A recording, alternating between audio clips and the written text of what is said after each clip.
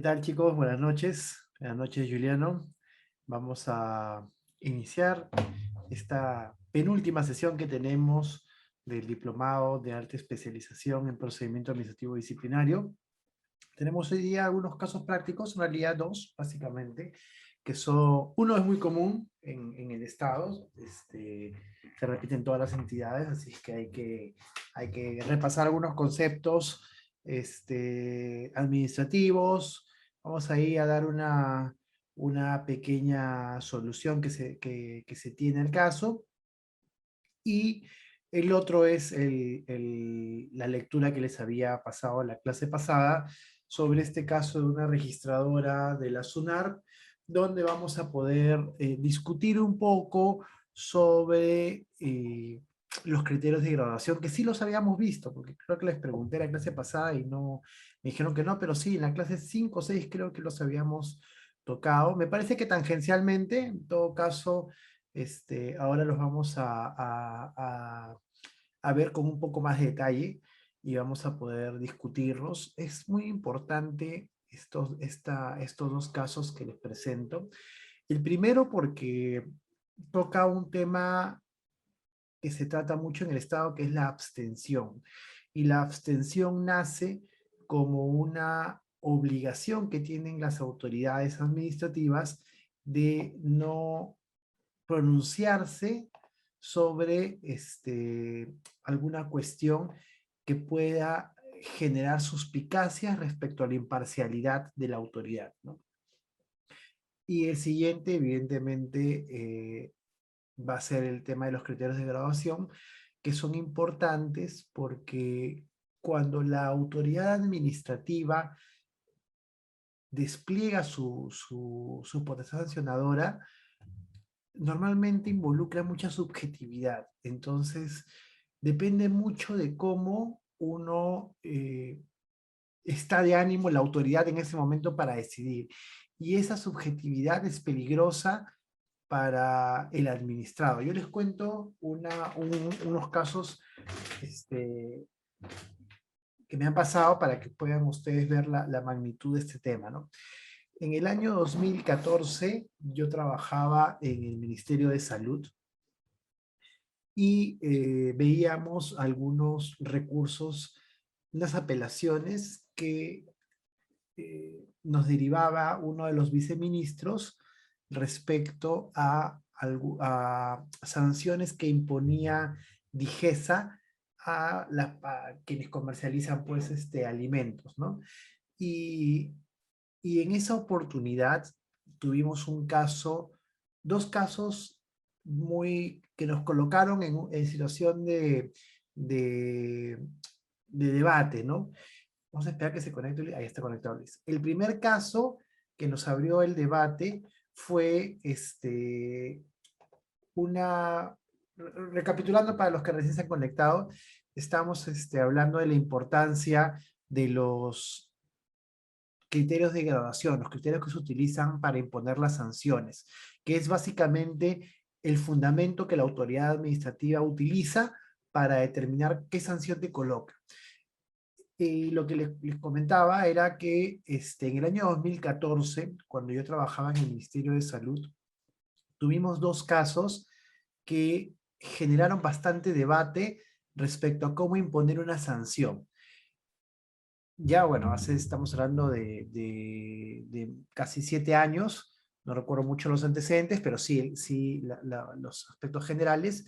¿Y qué había ocurrido? Teníamos una empresa muy conocida que le proveía tortas y pasteles a supermercados grandes, y teníamos del otro lado proveedores de alimentos que venden en las paradas de los buses, en los peajes, alfajores, quincones, estas cositas que te venden artesanalmente en Trujillo, en Chiclayo, ¿no?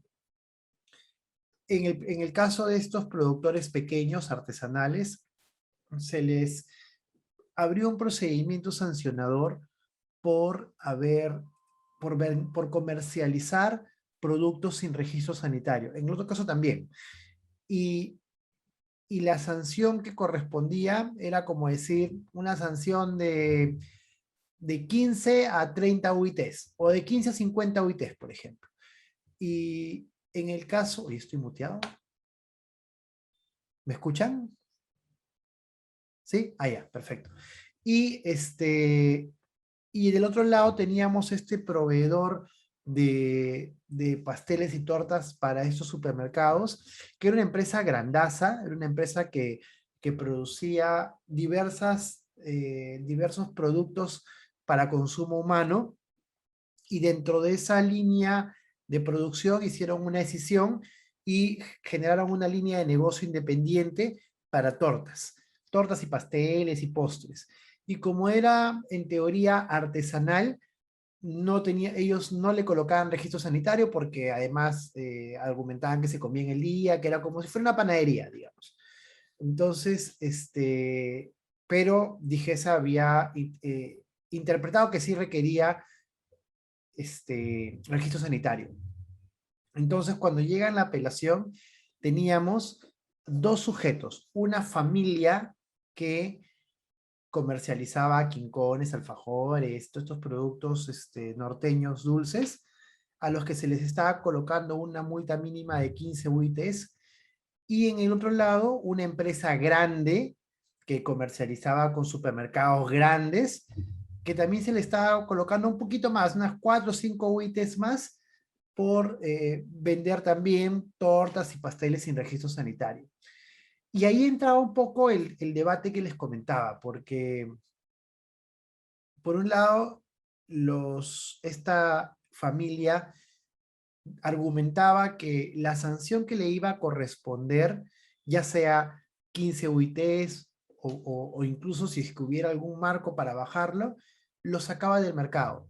Incluía prácticamente, eh, digamos que la multa era más grande que todo lo que costaba su maquinaria y su producción, digamos, de stock, ¿no? Ellos argumentaban incluso que era un negocio familiar, papá y mamá producían todo el día, y los hijos que estaban en época de colegio, en las tardes, ayudaban a producir como parte del negocio. Al frente teníamos a este supermercado perdón, a este proveedor de supermercado, que probablemente 15, 20 UITs de repente es un golpe económico, pero no los saca del mercado, no los afecta, y finalmente hasta pueden darse el lujo de repente de pagar y gestionar. Y eso lleva a preguntarnos qué tan subjetivo puede ser la determinación de una sanción, porque si yo que leí el expediente, bueno, yo leía un expediente y un compañero mío tenía el otro, decía, oye, qué pena, a estos señores hay que ayudarlos. Entonces, yo decía, hay que ver algún eximente de responsabilidad, algún atenuante, pero lo mínimo, por ejemplo, eran 15 UITs. Y al frente mis amigos decían, oye, pero estos qué conchudos, bueno, disculpen el francés, qué frescos, no tienen registro, hay que ponerles una sanción más alta. Es más, 50 UITs es muy poco porque asumen el costo y no les pasa nada. Y vamos con este principio de proporcionalidad que en su momento también habíamos comentado. Y es que, fíjense en ambos casos cómo intervenía la subjetividad, ¿no? Y ahí no habían algunos criterios de graduación, pero eran muy subjetivos. No había una fórmula como para determinar cuál era lo más justo. Porque si yo le ponía una multa de 15 UITs a esta empresa familiar, la saco del mercado y encima probablemente termine con una cobranza coactiva gigante, embargados todos sus bienes, y probablemente afectó básicamente la fuente de generación de ingresos de una familia. Al final se resolvió porque tenía que colocarse, le colocó lo mínimo a esta familia, y se confirmó la sanción inicialmente impuesta por Digesa a esta empresa proveedora de este supermercado. Eso siempre me quedó dando vueltas, y años después entré a trabajar a Produce, y Produce empezó a trabajar, que todavía ustedes lo pueden ver vigente, su reglamento de fiscalización y sanción para materia de MIPE e industria. Produce, la Dirección de Fiscalización y Sanción estaba a cargo de una abogada muy, muy competente y que venía con experiencia de OEFA y con experiencia de Indecopi, y trajeron un estudio económico que a mí me pareció muy interesante porque colocaba una fórmula para calcular la multa que se le iba a colocar a una empresa.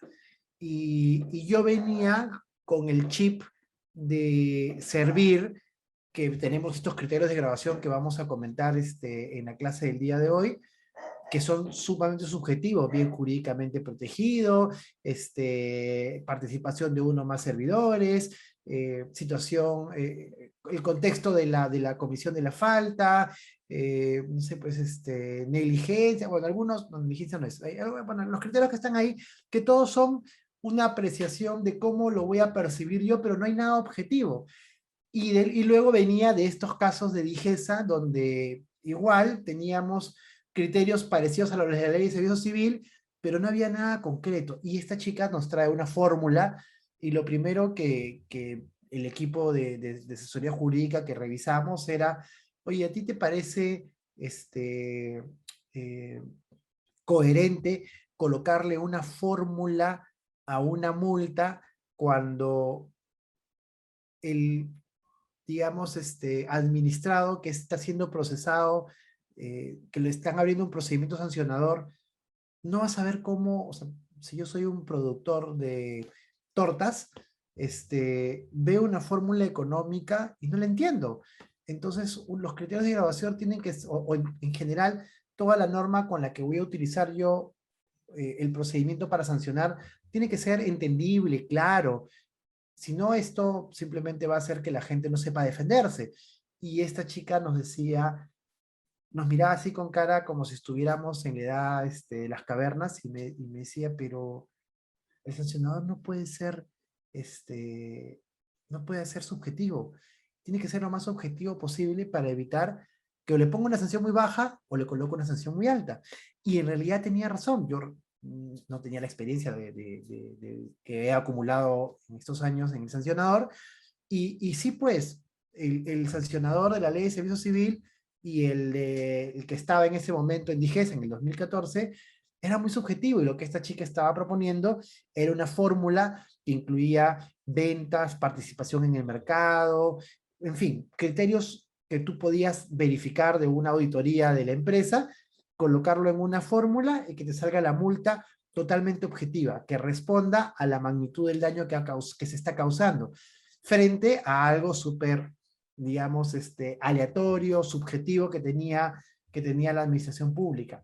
Y ahí me quedó la experiencia de cómo imponer una sanción. Y esa es la parte complicada de la administración pública. Si ustedes revisan por ejemplo, la sanción de suspensión sin goce de remuneraciones, dice de un día a 365 días.